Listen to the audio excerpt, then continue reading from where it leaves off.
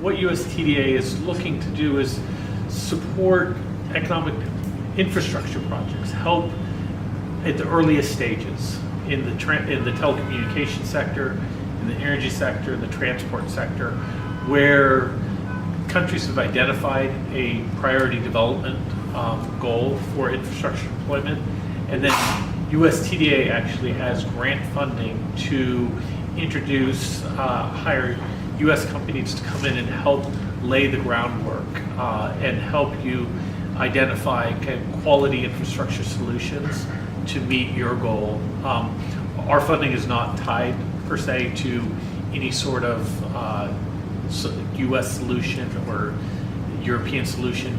It is simply to provide a platform, an open and fair platform for you to have a independent analysis of ways to advance your infrastructure goals. The board you are heading lays a lot of emphasis on deployment of infrastructure across this country. The board of the NCC, under your able chairmanship, recently approved 6 infrastructure licenses recently. We call them InfraCos. Thank you, Mr. Chairman. The whole idea is to provide infrastructure network, across the length and breadth of this country. What we have, and this is captured in our infrastructure map, are islands of infrastructure. Okay, and we're trying to find a way to build an intra as well as inter fiber network, that will be able to, connect citizens all over the country, irrespective of where they are or what their circumstances, are.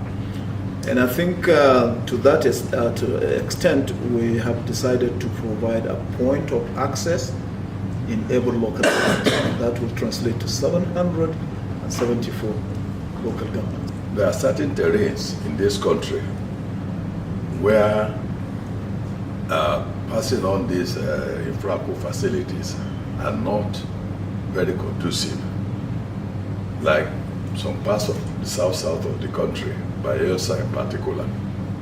The rain falls almost every day of the year. For 9 months of the year, you have rainfall and the land is swampy. Getting these things across the fibers in such terrain is not very easy. We are interested also in TB white space technology. Very soon we are going to do, I think it's a workshop or a forum of some sort, to look at the possibilities that are available through deployment of TB white space, especially in rural communities. What today's meeting provided was a roadmap for us to find a way to work together in the future and to hear where they want to go and talk about what the U.S. government can do to work together with our partners in Nigeria, both at the NCC as well as the private sector, to drive greater penetration of ICT.